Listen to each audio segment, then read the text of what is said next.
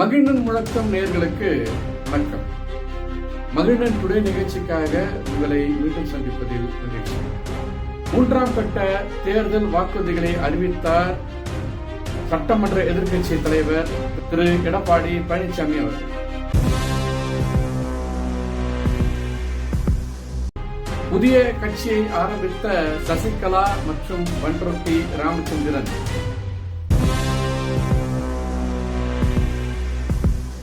தமிழக அரசியலில் மீண்டும் ஒரு புதிய புரட்சி பெண்ணாக வலம் வரும் சௌமியா அன்புமணி.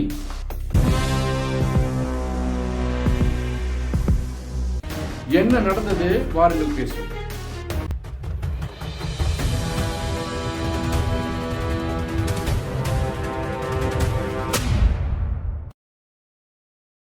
அன்பு நேயர்களுக்கு வணக்கம்.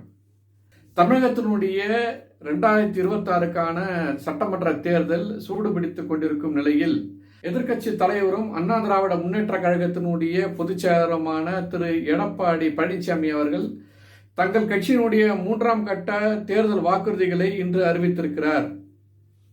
அதில் குறிப்பிடத்தக்க செய்திகளாக குடும்ப அட்டைதாரர்கள் ஒவ்வொருவருக்கும் தலா 10,000 ரூபாய் தான் வெற்றி பெற்றால் வழங்கப்படும் என்ற ஒரு அறிவிப்பை செய்திருக்கிறார். வேலைவாய்ப்பு அலுவலகத்தில் பதிவு செய்திருக்கின்ற பட்டதாரிக்கு மாதம் 2,000 ரூபாய், +2 படித்து பதிவு செய்திருக்கின்ற இளைஞர்களுக்கு மாதம் ரூபாய் 1,000 என்று இளைஞர்களை கவரும் வகையில் புது புது அறிவிப்புகளை மக்கள் மெச்சுகின்ற நிலையில் வெளியிட்டு இருக்கும் அண்ணா திராவிட முன்னேற்ற கழகத்தினுடைய பொதுச் செயலாளர் திரு எடப்பாடி பழனிசாமி அவர்கள் சாலையோரத்தில், அதாவது நகர்ப்புற சாலையோர வியாபாரிகள் கூட்டுறவு வங்கிகளில் கடன் பெற்றிருந்தால் அந்த கடனுக்கான மொத்த தொகையும் தள்ளுபடி செய்யப்படும் என்ற இன்னொரு இனிப்பான செய்தியும் அறிவித்திருக்கிறார். இதே வேளையில் மீனவர்களுக்கு மேலும் ஒரு சிறப்பு செய்தியாக மீன்பிடி தடை காலத்தில் ஏற்கனவே வழங்கப்பட்டு இருக்கின்ற ரூபாய் 8,000ற்கு பதிலாக ரூபாய் 12,000 வழங்கப்படும் என்று அவர்களுக்கும் ஒரு இனிப்பு செய்தியை செய்திருக்கிறார். அது மட்டுமல்லாது வருகின்ற காலங்களில் பொங்கலுக்கு வழக்கமாக கொடுக்கப்படுகின்ற பரிசு தொகையோடு ரூபாய் 1,000 கூடுதலாக வழங்கப்படும் என்ற உறுதிமொழியையும் கொடுத்திருக்கிறார். கைத்தறி நெசவாளர்களுக்கு ஏற்கனவே வழங்குகின்ற 300 யூனிட்டிலிருந்து 450 யூனிட்டாக உயர்த்தி வழங்கப்படும் என்றும், விசைத்தறி நெசவாளர்களுக்கு ஏற்கனவே வழங்குகின்ற 1000 யூனிட்டிலிருந்து 1,400 யூனிட் கூடுதலாக வழங்கப்படும் என்று விசைத்தறி தொழிலாளர்களுக்கும் ஒரு இனிப்பு செய்தியை அவர் கொடுத்திருக்கிறார். இப்படி அடுக்கடுக்காக 5க்கும் மேற்பட்ட வாக்குறுதிகளை இன்று அவர் அறிவித்திருக்கிறார். முன்னாள் முதல்வர் செல்வி ஜெயலலிதா அவர்களுடைய நினைவு நாளில் மக்களுக்கு தரும் நல்ல செய்தியாக இந்த செய்தியை அவர் வெளியிட்டிருக்கிறார். வழக்கமாக ஒரேடியாக வாக்குறுதிகளை அளித்தளிப்பதுதான் கடந்த கால வரலாறு. அவ்வாறு வெளிப்படுத்தும் பட்சத்தில் வழக்கம் போல திமுக கடைசி நேரம் வரையும் காத்திருப்பாங்க. ஏன்னா பாமகவுடைய தேர்தல் அறிக்கை வரட்டும், அவங்க என்ன சொல்லியிருக்காங்க அதுக்கேற்ற மாதிரி அதில் இருக்கக்கூடிய சில விஷயங்களை உருவி, இந்த பக்கம் அதிமுகலேருந்து வரக்கூடிய சில விஷயங்களை உருவி ஒரு கோர்வையாக கதம்பமாக நம்ம ஒன்று புதுசாக கொடுப்போம்னு சொல்லிட்டு கொடுப்பாங்க. அப்படி இங்கே அங்கே திருடி கூட கடந்த முறை அவர்கள் கொடுத்த வாக்குறுதிகளில் வெறும் 15% கூட அவர்களால் முழுமையாக நிறைவேற்ற முடியாத தோல்வியுற்ற திமுக என்று அன்புமணி அவர்கள் தொடர்ந்து சொல்லிக் கொண்டிருக்கின்ற நிலையில் தற்போது அந்த வகையில் இருந்து ஒரு மாற்று நிலையில் அதிமுகவுடைய பொதுச் செயலாளர், என்டிஏவினுடைய தமிழக முதல்வர் வேட்பாளர் இன்றைக்கு 3ஆம் கட்டமாக சுமார் 5க்கும் மேற்பட்ட தேர்தல் வாக்குறுதிகளை இன்று அறிவித்திருக்கிறார். ஒவ்வொரு வாக்குறுதிகளும் இந்த தமிழக அரசால் செய்ய முடியும் என்று நம்பப்படுகின்ற வாக்குறுதிகளாகவே இருக்கின்றன என்று பொதுமக்களாலும் அரசியல் வியூகர்களாலும் பேசப்படுகின்ற நிலையில் இருக்கிறது என்பதை நாம் இங்கே பார்க்க முடிகிறது. அடுத்த செய்தியாக புது கட்சிகளை ஆரம்பித்திருக்கும் முன்னாள் முதல்வர் செல்வி ஜெயலலிதா அவர்களுடைய தோழியும் அதிமுகவினுடைய முக்கிய நிர்வாகி, அல்லது இன்னும் கூட, அதாவது அந்த கட்சி ஆரம்பிக்கிறதுக்கு முன்னாடி வரைக்கும் கூட கட்சியினுடைய கொடியை பயன்படுத்தி வாழுகின்ற திருமதி அம்மையார் சசிகலா அவர்கள் இன்று புதிய கட்சியை ஆரம்பித்திருக்கிறார். புது கட்சியை ஆரம்பித்தவர் அந்த கட்சிக்கான பெயரை பின்பு அறிவிக்கப்படும். இது முழுமையாக திராவிட அரசியலை மையப்படுத்திய இருக்கும் என்ற ஒரு செய்தியோடு அந்த கட்சிக்கான கொடியை இன்று அறிமுகம் செய்திருக்கிறார். வழக்கம் போல கருப்பு வெள்ளை சிவப்பு தான். இதுக்கு நடுவில் அண்ணா ஏற்கனவே அதிமுகவுடைய சின்னமாக இருந்தார். இப்பொழுது அண்ணாவிற்கும் ஜெயலலிதாவிற்கும் இடைப்பட்ட இடத்தில் எம்ஜிஆரையும் வைத்து தன்னுடைய புதிய கட்சிக்கான கொடியாக அறிமுகம் செய்திருக்கிறார். செய்தவர் போற போக்கில் அம்மையாருக்கு உங்களை அடுத்த முறை நான் கண்டிப்பா முதல்வராக அறிவிப்பேன் அப்படின்னு நான் மனசுக்குள்ளேயே உறுதி எடுத்துக்கினேன் அப்படின்றதெல்லாம் அப்போ அவங்க உறுதி எடுத்ததை இப்போ அவங்க சொல்லி அந்த சமூகத்தில் கிட்டத்தட்ட அந்த இன்னைக்கு கூட்டம் என்பது பசும்பொன் ராமநாதபுரம் மாவட்டம் பசும்பொன் கமுதியில் அவங்க இந்த கூட்டத்தை கூட்டியிருக்காங்க. அங்கே கூடுதுன்னா கிட்டத்தட்ட அவங்களுடைய உறவுக்காரர்களான அவங்களுடைய ஊர்க்காரர்களான அவங்களுடைய சொந்த மதம் தான் கூடியிருப்பாங்க. காரணம் அண்ணா திராவிட முன்னேற்ற கழகத்தினுடைய அந்த கட்சி நிர்வாகிகள் பெரும்பாலும் வந்து சிந்தாம சிதறாம எடப்பாடியோடு பயணிக்கின்றனர் என்பதை நாம் பார்க்க முடிகிறது. அதே போல அம்மா மக்கள் முன்னேற்ற கழகம் அமமுக அவங்களுடைய அந்த உறுப்பினர்களும் அவங்கக்கிட்ட திரு தினகரன் அவர்களோடு சிந்தாமல் சிதறாமல் பயணிக்கிறாங்கன்றதெல்லாம் இப்பொழுது நடக்கின்ற அரசியல் பார்வையின் மூலமாக தெரிந்து கொள்ள முடிகிறது. இந்த வகையில் அவங்க எப்படி இவ்வளோ பெரிய கூட்டத்தை கூட்டினாங்க, எந்த கூட்டன்றதெல்லாம் நம்ம சொல்லி தான் தெரிய வேண்டியதில்லை. அவங்களுக்கான கூட்டம் அந்த உறவுக்கான கூட்டம்னு அவங்க ஒரு தனி அரசியலை இன்னைக்கு வெளிப்படையாக தொடங்கிட்டாங்க. இனிமேலாவது தன்னை அதிமுகவுடைய பொதுச் செயலாளர் என்று அவங்களுடைய அந்த முகப்பட்டையில் போடாமல் இருப்பாங்க நம்ம நம்புவோம். இப்பயாவது தன்னுடைய சொந்த கட்சியினுடைய கொடியை அவங்க பயன்படுத்துவாங்க என்ற நம்பிக்கை எடப்பாடி பழனிசாமிக்கு இவங்க கொடுத்துருக்காங்க. அந்த வகையில் எடப்பாடி கொஞ்சம் மூச்சை விட்டுக்கலாம். அதாவது இந்த தேர்தல் என்பது எடப்பாடி பழனிசாமிக்கு எப்படிலாம் வெற்றி கொடுக்கும்ன்றதுக்கு இதெல்லாம் ஒரு உதாரணமாக இருக்குது. ஏன்னா அவர்களுடைய எதிரணியாக செயல்படுவார்கள் என்று எதிர்பார்த்தவர்கள் தானாக ஒவ்வொருத்தங்களாக அந்த கட்சியிலிருந்து விலகி இந்த கட்சியை வந்து அம்மாவும் அந்த கட்சியினுடைய நிறுவனரான திரு எம்ஜி ராமச்சந்திரன் அவர்களாலும் அறிமுகப்படுத்தப்பட்ட திரு எடப்பாடி பழனிசாமி அவர்களுடைய அந்த நிர்வாகம் சிந்தாம சிதறாம இவருக்கே திரும்ப கிடைப்பதற்கான எல்லா வழிவகையும் தானா சேருது. இதில் ஒருத்தர் மட்டும்தான் ஓபிஎஸ். அவரும் தன்னுடைய நிலைப்பாடை சற்று ஏறக்குறைய வெளிப்படுத்திட்டாரு. இப்போ என்ன சொல்றாருன்னா, நான் வந்து அதிமுகவில் உள்ள உரிமைகளை மீட்டெடுக்க தான் நான் ஒரு கழகத்தை ஆரம்பித்தேன், ஆனால் கழகத்துக்கு நான் யாரையும் உறுப்பினராக சேர்க்கல அப்படின்றாரு. இவர் கூப்பிட்டுருந்தாலும் அப்படியே நிரம்பி வழிஞ்சு பொங்கி எழுந்திருப்பாங்களோ என்னமோ. அப்படிலாம் எதுவும் நடக்கலைன்றத அவரே ஒத்துக்கிறாரு. நான் அப்படி அதுக்கான முயற்சியும் பண்ணலன்றாரு. அவர் அதுக்கான முயற்சியை பண்ணார். காஞ்சிபுரத்தில் ஒரு மிகப்பெரிய கூட்டத்தை போட்டார். அவர் கெட்ட நேரமோ என்னமோ அந்த மிகப்பெரிய கூட்டம் நடந்த அன்னைக்கு தான் ஒரே மழை.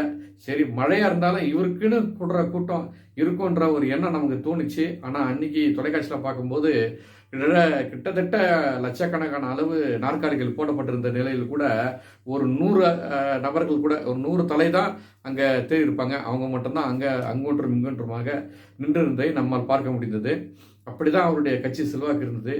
கடைசி காலகட்டமாக காஞ்சிபுரத்தில் இருந்த காஞ்சிபுரம் மாவட்டத்தை சார்ந்த அவருக்கு ஆதரவு தெரிவித்த நிர்வாகிகள் கூட கடைசியாக இனிமே அவரை நம்பி நாங்கள் பயணிக்க விரும்பலை, நாங்கள் திரு ஓபிஎஸ் உடைய அணியிலிருந்து விலகிக்கிறோம்னு சொல்லிட்டு அவங்களும் விலகி போயிட்டாங்க. இப்படி ஒவ்வொருத்தராக தன்னை விட்டு போகின்ற நிலையில் கூட மீண்டும் தனக்கான உரிமையை மீட்பேன்னு சொல்லி உரிமையை மீட்கக்கூடிய இந்த நிலையில் அந்த பக்கம் திமுகவுக்கு ஆதரவான செய்திகளே அவர் சொல்லி கொண்டிருப்பது. அதாவது மீண்டும் மு.க. ஸ்டாலின் தான் வந்து தமிழகத்தினுடைய முதல்வராக வருவார்ன்ற சொல்றதெல்லாம் வந்து இவர் அம்மையார் ஜெயலலிதா அவர்கள் இருக்கும்போது இப்படி அவரால் நினைச்சு பார்த்துருக்க முடியுமா, சொல்லியிருக்க முடியுமா? சொல்லியிருந்தா அவர் எந்த இடத்துல இருந்திருப்பாருன்றது உங்களுக்கும் தெரியும், நமக்கும் தெரியும். இப்படி அதிமுகவுக்கு எதிரான கருத்துக்களை கொண்டு அதிமுகவுக்கு எதிராகவே சிந்திக்கக்கூடிய நிலைமைக்கு அவர் போன பிறகு திரும்பவும் நான் வந்து அதிமுகவை அதனுடைய உரிமைகளை மீட்டெடுப்பேன்னு யாருக்கு இவர் உரிமையை மீட்டெடுக்க போறாருன்னு தெரியல. அவர் ஒரு பக்கம் சொல்லியிருந்தாலும் மக்களுக்கே தெரிஞ்சிச்சு இனிமே ஓபிஎஸ் வந்து அதிமுகவுடைய நிர்வாகி இல்லை அப்படின்னு சொல்லிட்டு. ஸோ ஒவ்வொருத்தங்களாம் அப்படியே விலகி எடப்பாடி பழனிசாமிக்கான அந்த தலைமைக்கான எந்த பிரச்சனையும் இல்லாமல் ரொம்ப ரொம்ப இயல்பாகவே தனக்கான வாய்ப்பை ஏற்பட்டிருக்குன்றத அவர் உணர்வாருன்னு நம்ம நம்புவோம். இந்த வெற்றிகள் அவருக்கு சட்டசபை தேர்தலில் மிகப்பெரிய வெற்றியாக அமைய உறுதுணையாக இருக்கும் என்றும் பொதுமக்களால் பார்க்கப்படுகிறது. அடுத்து தன்னுடைய மிக நீண்ட அரசியல் அனுபவத்தால் ஓபிஎஸ்க்கு கருத்து, அதாவது பின்புலத்திலிருந்து சில ஆலோசனைகளை வழங்கி கொண்டிருக்கிறேன் என்று சொன்ன திரு பன்ருட்டையார் கூட தனியாக ஒரு கட்சியை தொடங்கிட்டாரு. எம்ஜிஆர் அண்ணா திராவிட முன்னேற்ற கழகம்னு சொல்லிட்டு இந்த வயசில் அவர் கட்சி ஆரம்பித்து அவர் என்ன புதுசாக ஏதாவது செஞ்சிட போகிறாரு அப்படின்னு சொல்லிட்டு எல்லாரும் பார்க்கும்போது நிருபர்கள் கேட்குறாங்க, உங்களுடைய கட்சியுடைய கொள்கை என்ன, நீங்கள் என்ன இந்த சமூகத்துக்கு வலியுறுத்த போகிறீங்க அப்படின்னா அவர் சொல்கிறார், இது தேர்தல் நிற்கக்கூடிய கட்சி கிடையாது, ஆனால் நாங்கள் அரசியல் செய்வோம், அரசியல் செய்வதற்கு தான் நாங்கள் கட்சி ஆரம்பிச்சுக்கிறோம். ஆனால் உடனே கேட்குறாங்க, நீங்கள் அரசியல் செய்வோம்னா எப்படி தேர்தலில் இன்னும் வெற்றி பெறுக்கலாம்னா சொந்த கட்சியினுடைய பேனரில் சொந்த சின்னத்தெல்லாம் நாங்கள் நிற்க மாட்டோம். நாங்கள் இன்னைக்கு இந்த கட்சி ஆரம்பிச்சனுடைய விளைவாக திரு விஜய் அவர்களுடைய கட்சியை நாங்கள் ஆதரிக்கிறோம். அந்த கட்சி ஒருவேளை அவங்க கேட்டுக்கினாங்கன்னா அவங்களுடைய சின்னத்தில் நாங்கள் எங்களுடைய வேட்பாளர்களை நிற்க வச்சு நாங்கள் ஜெயிக்க வைப்போம். அதாவது சொந்த காசு செலவு பண்ணி நஷ்டப்பட்டுலாம் நாங்கள் போக மாட்டோம். ஒருவேளை அவங்க கேட்டாங்கன்னா ஆதரவுன்ற பேரில் அவங்களுடைய சொந்த செலவில் நின்று ஜெயிக்க வைப்போன்ற மாதிரி அவர் சொல்கிறாரா எனக்கு புரியல. ஆனால் அந்த அனுபவம் தான் அவர் இந்த மாதிரி பேச வைக்குது. தமிழகத்தினுடைய இன்னைக்கு இருக்கக்கூடிய மிக மூத்த அரசியல் தலைவர் அவர் தான். டாக்டர் ஐயாவுக்கு அப்புறம் நம்ம சொல்லணும், அவ்வளோ பெரிய அரசியல் அறிஞர். இந்த நேரத்தில் கூட தன்னால் ஒரு அரசியல் இயக்கத்தை நடத்த முடியும்னு திரும்பவும் நிரூபிச்சிருக்காருன்றது தான் நம்ம பார்க்கணுமே தவிர, அவர் புதுசாக எதாவது சொல்லிட்டு வரான்னா நம்ம அதை பெருசாக ஒன்றும் எடுத்துக்கக்கூடிய நிலையில் அவருடைய கட்சியோ அல்லது அந்த இயக்கமோ இல்லை என்பதைத்தான் நம்ம பார்க்க முடிகிறது. காரணம், அங்கு கூடியிருந்த அவர்களுடைய தொண்டர்கள் என்று பார்த்தால் எண்ணி 10-15 பேர் அந்த அளவிலேயே இருந்தார்கள். எனவே மீண்டும் தமிழகத்தினுடைய அரசியலில் அவரால் மிகப்பெரிய ஒரு மாற்றத்தையோ அல்லது ஒரு வெளிப்படையான ஒரு எதிர்வினையோ அவரால் ஏற்படுத்த முடியுமா என்றால் கேள்விக்குறிதான். அடுத்த செய்தியாக, தமிழகத்தை பொறுத்தவரை பல பெண் ஆளுமைகள் அரசியலில் தன்னுடைய ஆதிக்கத்தை செலுத்தியிருந்தாலும் கூட சமீப காலமாக தன்னுடைய தொடர் அரசியல் பிரவேசத்தால், தொடர் அரசியல் நடவடிக்கையால் தமிழகத்தினுடைய அரசியல் பின்புலத்தின் விளைவாக தன்னை மிக சிறந்த நிர்வாகியாக, மக்களுக்கான தலைவியாக என்று காட்டிக்கொண்டிருக்கக்கூடிய சிறந்த அரசியல் தலைவர் சௌமியா அன்புமணி என்று மக்கள் ஆரவாரத்தோடு ஆர்ப்பரித்து வரவேற்கின்றனர். கிட்டத்தட்ட ஒரு 2-3 மாதங்களுக்கு முன்பாக பாட்டாளி மக்கள் கட்சியினுடைய தலைவரான திரு அன்புமணி ராமதாஸ் அவர்கள் தமிழகத்தினுடைய அனைத்து பகுதிகளுக்கும் கிராமங்கள் முதற்கொண்டு சென்று தன்னுடைய அரசியல் நடவடிக்கையையும் அந்த பகுதி சார்ந்த பிரச்சனைகளையும் இந்த தமிழக அரசுக்கும் பொதுமக்களுக்கும் எடுத்து சொல்லி நீர் ஆதாரத்தை பெருக்க வேண்டியதனுடைய விளைவு என்ன, அந்தந்த பகுதியினுடைய பெருமை என்ன, அந்த பகுதியில் இருக்கக்கூடிய பிரச்சனைகள் என்ன என்று பொதுமக்களிடையே ஒரு மிகப்பெரிய எழுச்சியையும் மிகப்பெரிய ஒரு கருத்து புரட்சியையும் ஏற்படுத்தி இன்று அரசியலுக்கான அடுத்த கட்ட நடவடிக்கையில் இறங்கியிருக்கும் அன்புமணி ராமதாஸ் அவர்களுடைய துணைவியார் திருமதி சௌமியா அன்புமணி அவர்கள். திருமதி சௌமியா அன்புமணி அவர்கள் ராமதாஸ் அவர்களுடைய மருமகள் என்ற அடையாளத்தை விட தமிழக காங்கிரசினுடைய முன்னாள் தலைவர் திரு கிருஷ்ணசாமி அவர்களுடைய மகள் என்ற மிகப்பெரிய அடையாளமே அவரை இன்று அரசியலில் ஒரு மிகப்பெரிய ஆழங்கால் பதித்த அனுபவசாலி என்பதை போல காட்டிக்கொண்டிருக்கிறார். தமிழகத்தினுடைய ஒவ்வொரு சட்டமன்ற தொகுதிக்கும் ஒரு கூட்டத்தை நடத்தி அந்த பகுதி மக்களிடையே ஒரு எழுச்சியை ஏற்படுத்தி அந்த பாட்டாளி கட்சிக்கான ஓட்டு வங்கியை மீண்டும் மீட்டெடுக்கக்கூடிய மிகப்பெரிய ஒரு முயற்சியை சௌமியா அன்புமணி அவர்கள், அவருடைய கணவரும் பாட்டாளி கட்சியுடைய தலைவருமான திரு அன்புமணி அவர்களுக்கு இணையாக தன்னுடைய பங்களிப்பை செய்து கொண்டிருக்கிறார். கொஞ்சம் கூட அலட்சி இல்லாமல், கொஞ்சம் கூட ஓய்வு எடுக்காமல் தொடர்ச்சியான பயணங்கள் தமிழகத்தினுடைய அனைத்து பகுதிகளுக்கும், அனைத்து சட்டமன்ற பகுதிகளுக்கும் தன்னுடைய பயணத்தின் மூலமாக அந்த பகுதியினுடைய மக்களை, குறிப்பாக அந்த விவசாய தொழிலாளர்களை, அந்த பெண் பிள்ளைகளை, பெண்களை சந்தித்து இன்றைக்கு இருக்கக்கூடிய திராவிட முன்னேற்ற கழகத்தினுடைய தோல்விகள் என்ன, நாம் அதற்கு என்ன செய்ய வேண்டும், வருங்காலத்தில் நம்முடைய முன்னெடுப்புகள் எப்படி இருக்க வேண்டும், பாட்டாளி மக்கள் கட்சி ஒருவேளை ஆட்சிக்கு வருமானால் அதனுடைய நடவடிக்கைகள் எப்படி இருக்கும், எதிர்கால தமிழகம் எப்படி அமைய வேண்டும் என்று ஒரு மிகப்பெரிய எழுச்சியை, ஒரு புரட்சி, ஒரு அமைதி புரட்சியை இந்த தமிழக மக்களுக்கு மிக எளிமையாக எடுத்து சென்று கொண்டிருக்கிறார் திருமதி சௌமியா அன்புமணி அவர்கள். முனைவர் பட்டம் பெற்ற திருமதி சௌமியா அன்புமணி அவர்கள் ஒரு மிக நீண்ட இடைவெளிக்கு பிறகு ஒரு ஒரு குறிப்பிட்ட காலத்தில் ஜெயலலிதா அவர்கள் தமிழகத்தினுடைய புரட்சி பெண்ணாக தமிழக மக்களால் பார்க்கப்பட்டிருந்த நிலையில் அவருக்கு பின் இருந்த அந்த வெற்றிடத்தில் திருமதி மருத்துவர் தமிழிசை சவுந்தரராஜன் அவர்கள் கொஞ்ச காலம் செயல்பட்டார் என்பது உண்மையே. ஆனால் அவரும் கூட ஒரு மிகப்பெரிய தேசிய கட்சிக்கு தலைவராக இருந்து ஒரு குறிப்பிட்ட அளவே அவரால் சுதந்திரமாக செயல்பட முடியும் என்ற நிலையில் கூட அரசியலின் உச்ச நிலையான ஆளுநர் போன்ற பதவிகளை அலங்கரித்து அந்த கட்சிக்கு பெருமை சேர்த்தார். அது மட்டுமல்ல, இன்றைக்கும் தொடர்ந்து தன்னுடைய அரசியல் பயணத்தை தொடர்ந்து கொண்டிருக்கிறார். அந்த வழியில் அதற்கு அடுத்து மிகச் சிறந்த ஒரு தலைமை போராளியாக திருமதி சௌமியா அன்புமணி அவர்கள் தொடர்ந்து தமிழகத்தினுடைய மூலை முடுக்கெல்லாம் சென்று தன்னுடைய அரசியல் கருத்துக்களை பரப்பி ஒரு மிக அமைதியான ஒரு புரட்சியை ஏற்படுத்தி வருகிறார் என்பதே உண்மை. மிக நீண்ட இந்த அரசியல் பயணத்தில் ஒரு ஒரு மிகப்பெரிய இடைவெளி, அதாவது கணவரும் ஒரு பக்கம் அரசியலுக்காக தமிழகம் முழுக்க பயணிக்கிறாரு, இந்த அம்மையாரும் தன்னுடைய இன்னொரு பக்கத்தில் அரசியலுக்காக தன்னுடைய பயணத்தை தொடர்ந்து கொண்டிருக்காங்க. ரெண்டு பேருமே சந்திக்க முடியாத ஒரு நிலைமை. திடீர்னு ஒரு ஒரு ஒரு சின்ன இடைவெளிக்கு பின்பு, ஒரு 7-8 நாள் இடைவெளிக்கு பின்பு ஒரு நெடுஞ்சாலையில் சந்திக்கக்கூடிய ஒரு நிலைமை அவங்க அந்த குடும்பத்தில்.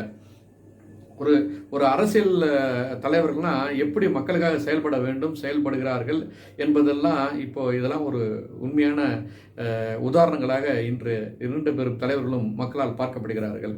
ஒரு மிக நீண்ட இடைவெளிக்கு பின்பு தன்னுடைய கணவரை ஒரு நெடுஞ்சாலையில் சந்திக்கிறார். இன்னைக்கு கைபேசியெல்லாம் வந்த பிறகு ஒருத்தரோட தொடர்பு கொள்வது என்பது மிக எளிதான விஷயம்தான். என்னதான் ஒரு தொலைபேசியில் தொடர்பு கொண்டாலும் கூட நேருக்கு நேராக ஒரு இடைவெளிக்கு பின்பு சந்திப்பது என்பது ஒரு நெகிழ்ச்சியான சம்பவம். அந்த நெகிழ்ச்சியான சம்பவம் தான் சமயத்தில் நடந்து பல வலையொலிகளில் பரவலாக பரப்பப்பட்டு பலராலும் பார்க்கப்பட்டது. லட்சக்கணக்கான பேர் அதை பார்த்து அதை விருப்பம் தெரிவித்திருந்தனர். அப்படி ஒரு ஒரு குடும்பமாக வீட்டில் உட்காந்து ஒன்றா சாப்பிடக்கூட முடியாத அளவிற்கு தொடர்ந்து அரசியல் செய்வது என்பது ஒரு மிக நீண்ட இடைவெளிக்கு பின்பு மீண்டும் ஒரு ஒரு அரசியல் தலைவராக தமிழகத்தினுடைய தமிழ் பெண்ணாக திரு சௌமியா அன்புமணி அவர்கள் மக்களிடையே சென்று பார்ப்பதும், அந்த மக்கள் அவரை மிக ஆவலோடும் ஆசையோடும் தன்னுடைய குடும்ப உறவினராக குடும்ப பெண்ணாக அவரை வரவேற்று மகிழ்வதும் இன்றைக்கு அரசியல் புதிய பார்வையாக பார்க்கப்படுகிறது. அந்த கட்சிக்கான ஒரு மிகப்பெரிய பலமாகவே கருதப்படுகிறது. நண்பர்களே, உங்களுடைய தொடர்ந்த ஆதரவு தான் நம்முடைய மகிழன் தொலைக்காட்சிக்கான வெற்றி என்பதை உணர்கின்றோம். தொடர்ந்து ஆதரவு தாருங்கள். மீண்டும் அடுத்த காலையில் சந்திப்போம். நன்றி.